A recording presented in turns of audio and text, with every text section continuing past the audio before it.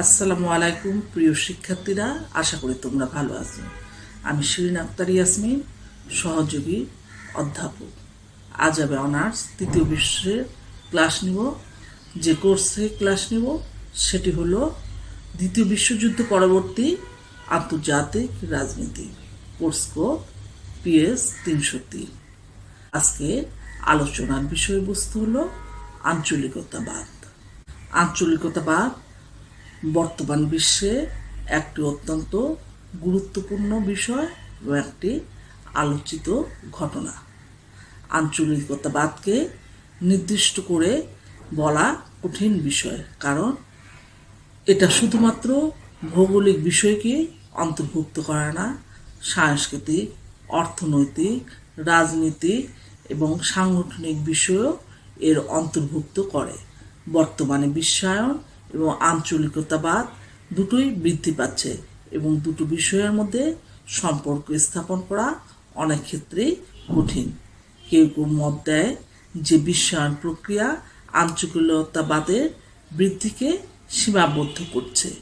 তাদের মতে এটি অর্থনৈতিক সমস্যা, বাণিজ্যিক যুদ্ধ এবং পরিবেশগত বিপর্যয়ের জন্য অনেকটাই দায়ী। পামার এবং পার্কিন্স তাদের ইন্টারন্যাশনাল রিলেশনস গ্রন্থে আঞ্চলিকতাবাদ বা আঞ্চলিক সংস্থার উদ্ভব প্রসঙ্গে বলেছেন, the trends toward regionalism and regional arrangements is one of the most interesting development in recent international relations. বিভিন্ন আন্তর্জাতিক রাজনীতি এবং অর্থনীতির প্রেক্ষাপটে আঞ্চলিক সংস্থার ধারণার উদ্ভব হয়েছে। এমনই একটি বাস্তবতায় 1948 সালের 11 জুন যুক্তরাষ্ট্রের সিনেটে গৃহীত একটি রেজুলেশনের মাধ্যমে আঞ্চলিক সংস্থার প্রয়োজনীয়তাকে স্বীকার করে নেওয়া হয়। এই রেজুলেশনে 2 এবং 3 নং ধারায় বলা হয় যে ব্যক্তিগত ও যৌথ নিরাপত্তার জন্য যদি কোনো আঞ্চলিক সংস্থার উদ্ভব হয় তা অবশ্যই জাতিসংঘের মূল সনদের সঙ্গে সঙ্গতিপূর্ণ হতে হবে। জাতিসংঘ সনদের আঞ্চলিক সংস্থায় উদ্ভবের প্রয়োজনীয়তাকে স্বীকার করে নেওয়া হয়েছে এবং সনদের 52 নং ধারায় বলা হয়েছে যে আন্তর্জাতিক শান্তি ও নিরাপত্তার জন্য উপযুক্ত আঞ্চলিক ব্যবস্থা সৃষ্টির ব্যাপারে জাতিসংঘের কোনো আপত্তি নাই, তবে এর কার্যক্রম জাতিসংঘের উদ্দেশ্য ও লক্ষ্যের সঙ্গে সামঞ্জস্যপূর্ণ হতে হবে। একই ধারায় অর্থাৎ 52 নং ধারা 3 নং উপধারায় বলা হয়েছে, সংশ্লিষ্ট রাষ্ট্রসমূহের উদ্যোগে এসব আঞ্চলিক ব্যবস্থা বা সংস্থার মাধ্যমে স্থানীয় বিরোধসমূহের শান্তিপূর্ণ উপায়ে চেষ্টাকে জাতিসংঘ নিরাপত্তা পরিষদ উৎসাহ প্রদান করবে। বিশ্বায়ন আঞ্চলিকতাবাদের ধারণার উদ্ভবের অন্যতম কারণ। যদিও বিশ্বায়নকে আপাতত দৃষ্টিতে আঞ্চলিকতাবাদের প্রতিপক্ষ বলে মনে করা হয়, তবে প্রতিপক্ষ বলে মনে করা হলেও অনেক ক্ষেত্রেই বিশ্বায়ন আঞ্চলিকতাবাদকে উৎসাহিত করে। ক্রমবর্ধমান বৈশ্বিক আত্মনির্ভরশীলতার ফলে বিভিন্ন রাষ্ট্রের মাঝে নানা সমস্যা দেখা দেয়, যা বাণিজ্যিক উদারীকরণকে ব্যাহত করে। এক্ষেত্রে সমমনা রাষ্ট্রসমূহের দ্বারা গঠিত আঞ্চলিক জোট বিশ্ব বাণিজ্য উদারীকরণের এই প্রতিবন্ধকতা সমূহ অপসারণের ক্ষেত্রে গুরুত্বপূর্ণ ভূমিকা পালন করে। সবচেয়ে বড় কথা হলো, আঞ্চলিক জোটের মাধ্যমে রাষ্ট্রগুলো তাদেরকে আরও প্রতিযোগিতামূলক করে তুলতে পারে বা তাদেরকে বৈশ্বিক প্রতিযোগিতার সুবিধাজনক অবস্থায় উন্নীত করে। উদাহরণস্বরূপ বলা যায়, আসিয়ানভুক্ত রাষ্ট্রসমূহ ধীরে ধীরে মুক্ত বাণিজ্য চুক্তির দ্বারা নিজেদের মধ্যে বাণিজ্যিক প্রতিবন্ধকতাগুলো দূর করেছে এবং বিশ্ব বাজারে প্রতিযোগিতা করার জন্য যে ধরনের প্রস্তুতি নেওয়া দরকার তার অনেকটাই তারা নিয়েছে। আঞ্চলিকতাবাদের ধারণা। আঞ্চলিকতাবাদ কোনো নতুন ধারণা নয়। সপ্তদশ শতাব্দী থেকে দ্বিতীয় বিশ্বযুদ্ধ পর্যন্ত কলোনি, রাজ্য এবং রাষ্ট্রগুলোর মধ্যে অনেক আঞ্চলিক সংহতির প্রস্তাব হয়েছিল এবং অনেক সাফল্যজনক চুক্তি রাজনীতি এবং বাণিজ্যিক ইউনিয়নের মধ্যে হয়েছিল। উদাহরণস্বরূপ 1865 সালে ইউরোপ ও আমেরিকার যেমন অস্ট্রিয়া, স্পেন এবং জার্মান কলোনি বাণিজ্যিক ইউনিয়নের প্রস্তাব অন্তর্ভুক্ত করে। 1826 সালে ইংল্যান্ড ও আয়ারল্যান্ডের মধ্যে কাস্টমস ইউনিয়ন প্রতিষ্ঠিত হয়েছিল। 1917 সালে ব্রিটিশ কলোনি কেনিয়া ও উগান্ডার মধ্যে কাস্টমস ইউনিয়ন প্রতিষ্ঠিত হয়। দ্বিতীয় বিশ্বযুদ্ধোত্তর রাষ্ট্র ব্যবস্থায় বিভিন্ন রাষ্ট্রসমূহের মধ্যে, বিশেষ করে তৃতীয় বিশ্বের দেশগুলোর মধ্যে পারস্পরিক অর্থনৈতিক সহযোগিতার প্রয়োজনীয়তা দেখা দেয়। অর্থনৈতিক প্রয়োজনীয়তা ছাড়াও বিভিন্ন দেশের মধ্যে যুদ্ধের হুমকির মুখে স্বাধীনতা ও সার্বভৌমত্ব রক্ষার প্রয়োজনীয়তা অধিকভাবে দেখা দেয়। এই প্রয়োজনীয়তা থেকেই আঞ্চলিক সংস্থার সৃষ্টি। তাই দ্বিতীয় বিশ্বযুদ্ধের পর থেকে গ্যাট চুক্তির আওতায় রাষ্ট্রসমূহ বহুপাক্ষিক বাণিজ্য উদারীকরণের পক্ষে সমর্থন জানায়। বহুপাক্ষিক বাণিজ্য উদারীকরণের ফলশ্রুতিতেই আঞ্চলিক সংহতি চুক্তি বা আঞ্চলিক অর্থনৈতিক জোট গড়ে ওঠে। যদিও আঞ্চলিক বাণিজ্য বা বহুপাক্ষিক বাণিজ্য দুটি বিপরীত ধারণা বলে মনে করা হয়, আঞ্চলিক অর্থনৈতিক জোটগুলোর ইতিহাস পর্যালোচনা করলে দেখা যায় যে বিশ্বব্যাপী দুটি পর্যায়। প্রথমটি 1950-এর দশকে এবং দ্বিতীয়টি 1980-এর দশক থেকে বর্তমান পর্যন্ত।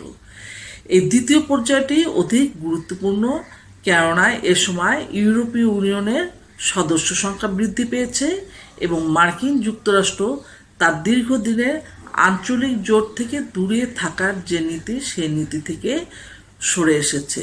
আজকের বিশ্ব বাণিজ্য সংস্থার অধিকাংশ সদস্যই কোনো না কোনো আঞ্চলিক জোটের সদস্য। আঞ্চলিকতাবাদ। আঞ্চলিকতাবাদ আঞ্চলিক সহযোগিতাকে সংজ্ঞায়িত করা কঠিন, কেননা এর সাথে শুধু রাষ্ট্রসমূহের ভৌগোলিক নৈকট্যই জড়িত নয়, বরং এক ধরনের সাংস্কৃতিক, অর্থনৈতিক ও রাজনৈতিক সাদৃশ্য জড়িত। তবে প্রচলিত অর্থে আঞ্চলিকতাবাদ বলতে কোনো নির্দিষ্ট ভৌগোলিক এলাকার রাষ্ট্রসমূহের মধ্যকার আন্তঃক্রিয়া তথা অর্থনৈতিক ও সাংগঠনিক ঐক্যবদ্ধতাকেই বোঝায়। কাজেই আঞ্চলিক জোট বলতে কোনো নির্দিষ্ট অঞ্চলের রাষ্ট্রসমূহের মধ্যকার চুক্তিবদ্ধ জোটকেই বোঝায়, অর্থাৎ বিশ্বের কোনো একটি অঞ্চলের দেশসমূহের মধ্যকার অর্থনৈতিক, বাণিজ্যিক, প্রতিরক্ষামূলক বা সার্বিকভাবে কল্যাণমূলক উদ্দেশ্যের ভিত্তিতে আঞ্চলিকভাবে গড়ে ওঠা সহযোগিতাকে আঞ্চলিকতাবাদ বলে অভিহিত করা যায়। এরূপ সহযোগিতা সাধারণত কোনো সংগঠনের মাধ্যমে হতে পারে অথবা রাষ্ট্রীয় পর্যায়েও হতে পারে। আঞ্চলিকতাবাদের সংজ্ঞা দিতে যেয়ে বিভিন্ন তাত্ত্বিক বিভিন্নভাবে সংজ্ঞা প্রদান করেন। জোসেফ নাই বলেন, আঞ্চলিকতাবাদ হচ্ছে যখন আন্তর্জাতিক পর্যায়ে অনেকগুলো রাষ্ট্র একত্রিত হয়ে পারস্পরিক নির্ভরশীলতার ভিত্তিতে যা একই অঞ্চলের রাষ্ট্রগুলোর একটি গ্রুপ বা সংগঠন তৈরি করতে উৎসাহিত করে। রিজিওনালিজম defined as a limited number of states linked by a geographical relationship and by a degree of mutual independence, and regionalism as the formation of interested association of grouping on the basis of regions. Wilfred J Ethier মনে করেন, আঞ্চলিকতাবাদ বলতে সাধারণ পরিচিতি ও উদ্দেশ্যকে বোঝায়, যে সাধারণ পরিচিতি ও উদ্দেশ্য সমন্বিতভাবে প্রাতিষ্ঠানিক অবয়বে বাস্তবায়িত হয়। এই প্রাতিষ্ঠানিকতার অবয়বে নির্দিষ্ট পরিচিতি ও কার্যক্রমে বহিঃপ্রকাশ ঘটানোই প্রাতিষ্ঠানিকতার উদ্দেশ্য। মূলত আঞ্চলিক সহযোগিতা বা আঞ্চলিকতাবাদ হচ্ছে বিশ্বের কোনো একটি অঞ্চলে দেশসমূহের মধ্যে অর্থনৈতিক, বাণিজ্যিক, প্রতিরক্ষামূলক বা সার্বিক সাধারণ স্বার্থের ভিত্তিতে গড়ে ওঠা সহযোগিতাকেই বলে আঞ্চলিক সহযোগিতা। এরূপ সহযোগিতা কোনো সংগঠনের মাধ্যমে পারস্পরিক স্বার্থ অর্জনের প্রচেষ্টা। এই আঞ্চলিক সংগঠনসমূহ প্রধানত 3 ধরনের উদ্দেশ্যে গঠিত হতে পারে, যেমন 1 অর্থনৈতিক জোট, এর মধ্যে নাফটা, ইউ, আসিয়ান এগুলো উল্লেখযোগ্য। 2 রাজনৈতিক জোট, যেমন ন্যাম। 3 সামরিক জোট, যেমন ন্যাটো। আঞ্চলিক সহযোগিতার জন্য প্রয়োজন অর্থনৈতিক, সামাজিক ও রাজনৈতিক বন্ধন, যে বন্ধনের ভিতর দিয়ে সদস্য রাষ্ট্রসমূহের মধ্যে ব্যাপক আন্তঃক্রিয়া তথা পুঁজি, প্রযুক্তি, দ্রব্য ইত্যাদি অবাধ বিচরণ এবং শুল্ক ও শুল্কজাত বাধা দূরীকরণের মাধ্যমে বাণিজ্য উদারীকরণ ইত্যাদি। আঞ্চলিকতাবাদ গড়ে ওঠার কারণ সমূহ। আঞ্চলিকতাবাদ বা রিজিওনালিজম একটা আন্তর্জাতিক রাজনীতির নতুন প্রপঞ্চ।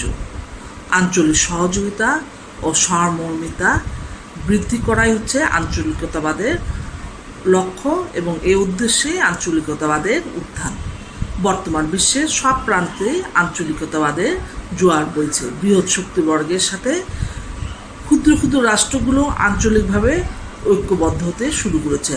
আঞ্চলিকতাবাদের মূল কথা হলো একটি নির্দিষ্ট অঞ্চলে কতিপয় রাষ্ট্র পারস্পরিক সহযোগিতার লক্ষ্যে ঐক্যবদ্ধ হবে এবং আন্তর্জাতিক সহযোগিতাই হলো এর মূল উদ্দেশ্য। আন্তর্জাতিক সংগঠনের মাধ্যমে এই উদ্দেশ্য সাধিত হবে এবং যে অঞ্চলে আঞ্চলিক সংগঠন তথা আন্তর্জাতিক সংগঠনগুলি গঠিত হবে সে অঞ্চলের প্রতিনিধিত্বই এখানে পরিস্ফুটিত হবে। যেমন ইউরোপীয় ইউনিয়ন আঞ্চলিকতাবাদের একটি প্রকৃষ্ট উদাহরণ। এছাড়াও রয়েছে সার্ক, আফ্রিকান ইউনিয়ন, আরব লীগ, আসিয়ান, ভূমধ্যসাগরীয় ইউনিয়ন ইত্যাদি। আঞ্চলিকতাবাদ গড়ে ওঠার পিছনে বেশ কিছু কারণ বিদ্যমান। আঞ্চলিকতাবাদ গড়ে ওঠার পিছনে মূল কারণই হলো একটি নির্দিষ্ট অঞ্চলে কতিপয় রাষ্ট্র পারস্পরিক সহযোগিতার লক্ষ্যে ঐক্যবদ্ধ হবে এবং আন্তর্জাতিক সংগঠনে ঐক্যবদ্ধ হয়ে ওই অঞ্চলের স্বার্থে প্রতিনিধিত্ব করবে। আঞ্চলিকতাবাদের পিছনে কতগুলো কারণ রয়েছে, যেমন 1 পারস্পরিক সহযোগিতা বৃদ্ধি। আঞ্চলিকতাবাদের মূল কথাই হলো নির্দিষ্ট অঞ্চলের কতিপয় রাষ্ট্র পারস্পরিক সহযোগিতার লক্ষ্যে ঐক্যবদ্ধ হবে এবং আন্তর্জাতিক সংগঠনের ঐক্যবদ্ধভাবে ওই অঞ্চলের স্বার্থে প্রতিনিধিত্ব করবে। এরূপ পারস্পরিক সহযোগিতা নির্ভর আঞ্চলিকতাবাদের শক্ত উদাহরণই হলো ইউরোপীয় ইউনিয়ন, সার্ক, আফ্রিকান ইউনিয়ন, আরব লীগ, ভূমধ্যসাগরীয় ইউনিয়ন, আসিয়ান ইত্যাদি। 2 দ্বিপাক্ষিক সম্পর্ক উন্নয়ন। আঞ্চলিকতাবাদ গড়ে ওঠার কারণগুলির মধ্যে অন্যতম হলো আঞ্চলিক রাষ্ট্রগুলোর মধ্যে দ্বিপাক্ষিক সম্পর্কের উন্নয়ন। এর ফলে সহযোগিতা বৃদ্ধি পায়, যেমন সার্কভুক্ত রাষ্ট্রগুলো বাংলাদেশ, শ্রীলঙ্কা, ভারত, নেপাল, পাকিস্তান এদের সম্পর্কের উন্নয়ন হয়েছে এভাবেই। 3 ঐতিহাসিক কারণ। আঞ্চলিকতাবাদ গড়ে ওঠার পশ্চাতে একটি বড় কারণই হলো ঐতিহাসিক কারণ। একটি নির্দিষ্ট এলাকার ঐতিহাসিক সভ্যতা ও সংস্কৃতি একই হয়। নির্দিষ্ট অঞ্চলে জনগণের মধ্যে আঞ্চলিকতাবাদের অনুভূতি সভ্যতা ও সংস্কৃতির মিলন ছাড়া সম্ভব নয়।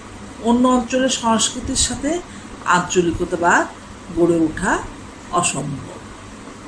4 ভৌগোলিক স্বার্থ রক্ষা। আঞ্চলিকতাবাদ গড়ে ওঠার অন্যতম কারণই হলো ভৌগোলিক স্বার্থ।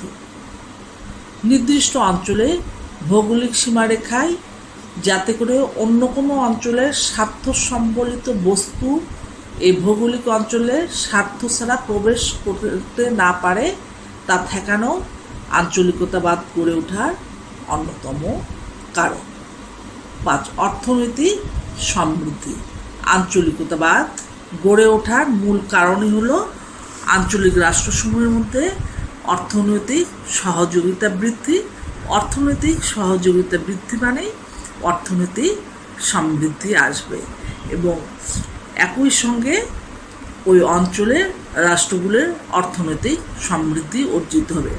অর্থনৈতিক সমৃদ্ধি অর্জন ছাড়া আঞ্চলিকতাবাদের অন্যান্য প্রপঞ্চ থাকলেও আঞ্চলিক রাষ্ট্রগুলোর মধ্যে অর্থনৈতিক সম্পর্ক স্থাপনে অর্থনৈতিক সমৃদ্ধি মূল লক্ষ্য। যেমন বর্তমানে ASEAN, EU, BIMSTEC, G20, D8 ইত্যাদি এর উল্লেখযোগ্য উদাহরণ। 6. আঞ্চলিক ঐক্যবদ্ধতা। আঞ্চলিকতাবাদ গড়ে ওঠার অন্যতম কারণই হল আঞ্চলিক ঐক্যবদ্ধতা। আঞ্চলিকতাবাদের ফলে উক্ত আঞ্চলিক রাষ্ট্রগুলোর মধ্যে অর্থনৈতিক, সামাজিক, সাংস্কৃতিক, রাজনৈতিক ঐক্যতা বৃদ্ধি পায়। যেমন দূরপ্রাচ্য ও পূর্ব এশিয়ার দেশগুলো হলো অধিকাংশই কনফুসিয়ানিজমে বিশ্বাসী এবং অন্যান্য অধিকাংশ দেশই হলো মুসলিম রাষ্ট্র। এর ফলে আঞ্চলিক ঐক্যবদ্ধতা বৃদ্ধি পেয়েছে। 7. বঞ্চিত অঞ্চলে অর্থনৈতিক উন্নয়ন। আঞ্চলিকতাবাদের অন্যতম উদ্দেশ্য হল একটি নির্দিষ্ট অঞ্চলকে অর্থনৈতিকভাবে উন্নত করা এবং সেই অঞ্চলের বঞ্চিত এলাকার অর্থনীতিকে সম্প্রসারণ করা। এর ফলে একটি নির্দিষ্ট অঞ্চলের পুরোপুরি অর্থনৈতিক উন্নয়ন সম্ভব হবে। 8. সভ্যতার ঐক্যবদ্ধতা। আঞ্চলিকতাবাদ গড়ে ওঠার অন্যতম কারণই হলো আঞ্চলিক রাষ্ট্রসমূহের মধ্যে সাংস্কৃতিক, অর্থনৈতিক ও ঐতিহাসিক বন্ধনকে আরও সুদৃঢ় করা। পশ্চিমা আগ্রাসী সংস্কৃতি বিভিন্ন অঞ্চলের সংস্কৃতিকে গ্রাস করার ফলে অন্যান্য অঞ্চলগুলো এক ধরনের পরিচ্ছন্ন সাংস্কৃতিক মূল্যবোধের উপস্থিতি লক্ষণীয়।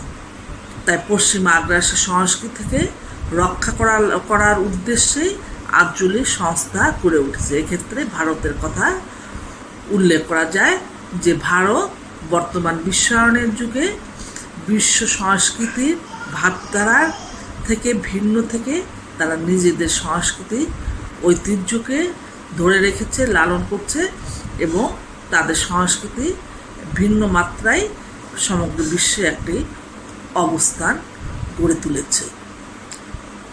9. রাজনৈতিক ঐক্যবদ্ধতা। আঞ্চলিকতাবাদের অন্যতম লক্ষ্য হল একটি নির্দিষ্ট অঞ্চলের রাজনৈতিক ঐক্যবদ্ধতা। রাজনৈতিক ঐক্যবদ্ধতার ফলে অনেক সময় আঞ্চলিক রাষ্ট্রগুলোর মধ্যে বহুপাক্ষিক সহযোগিতার দ্বার উন্মোচিত হয়।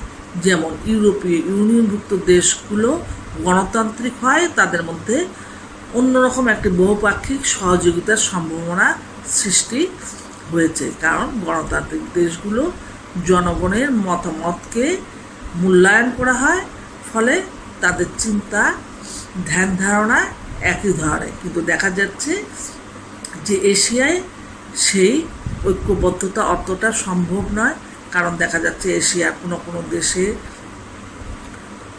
সমাজতন্ত্র, যেমন চীন, তারপর মায়ানমারে সেখানে সামরিক জান্তা, মিডল ইস্টে গণতান্ত্রিক সরকার সেভাবে নেই।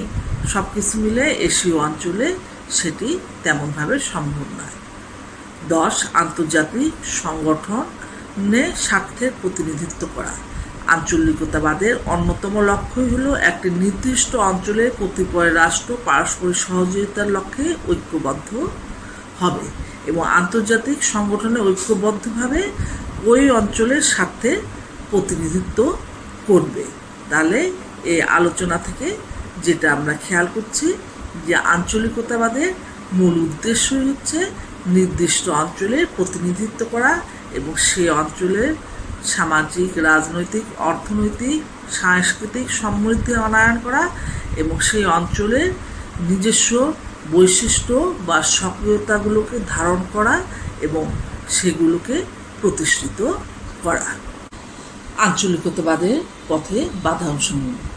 আঞ্চলিকতাবাদ গড়ে উঠেছে বিশ্বের বিভিন্ন অঞ্চলের রাষ্ট্রগুলোর মধ্যে ঐক্য বৃদ্ধি করা এবং তাদেরকে সম্মুখের দিকে এগিয়ে নিয়ে যাওয়া, কিন্তু সেখানেও বেশ কিছু বাধা পরিলক্ষিত হয়।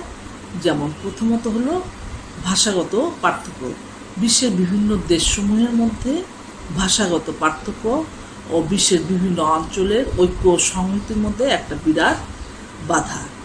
ইউরোপের মোটামুটি সব দেশেই ইংরেজি চালু থাকায় তাদের আন্তর্ব্যক্তিক যোগাযোগ যতটা সহজতর, চীন, জাপান, আরব দেশগুলোর ভাষা ভিন্ন, ভারতের ভাষা হিন্দি, বাংলা ইত্যাদি এই বিভিন্ন অসংখ্য ভাষাভাষীর লোকের বাস থাকায় এশিয়ার বিভিন্ন দেশগুলোর মধ্যে সেই সহযোগিতাটা অতটা সম্ভব হচ্ছে না, যেটা ইউরোপীয় দেশগুলোর মধ্যে সমস্যা নয়। আদর্শিক ভিন্নতা, ধর্মীয় ও বিশ্বাসগত এবং আদর্শিক ভিন্নতা বিভিন্ন অঞ্চলের রাষ্ট্রের ঐক্যের পথে প্রধান অন্তরায়।